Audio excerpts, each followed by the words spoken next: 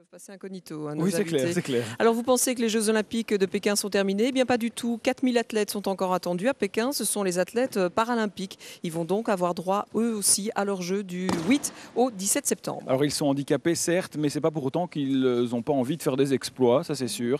Sylvia Falcinelli en a rencontré quelques-uns de ces athlètes pas comme les autres avant leur départ pour la Chine.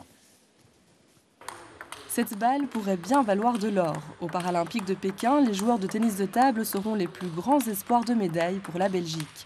Il y a 4 ans, à Athènes, ils avaient remporté l'or en équipe et les 2 premières places du podium en individuel. Vous pensez aux Jeux de Pékin tous les jours? Oui, mais il ne faut pas non plus prendre la tête avant les Jeux, c'est aux Jeux et à l'heure des matchs et compétitions que ça se déroulera. Donc c'est au moment de la compétition qu'il faudra tout donner, pas avant ni après.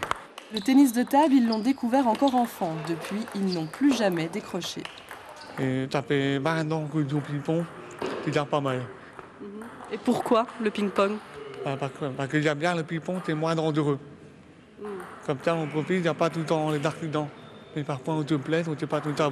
Le ping-pong, c'est moins dangereux, c'est que on joue, on s'abuse. Pour gagner à Pékin, les joueurs ont accumulé les compétitions et les entraînements en Belgique et à l'étranger.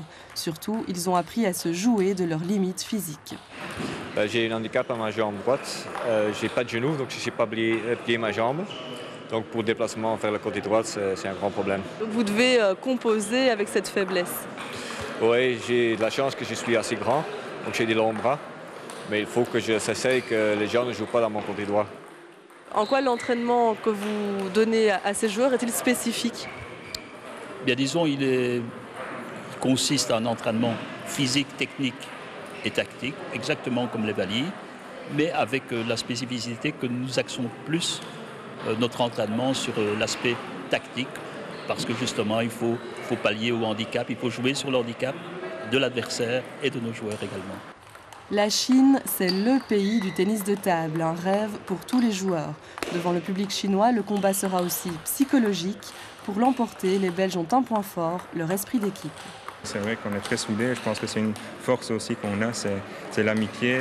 Une fois qu'on s'entend super bien, voilà, l'amitié surpasse toutes sortes d'handicaps et c'est ça qui fait le plus plaisir. On s'entend très bien, on est vraiment des copains et on se bat l'un pour l'autre.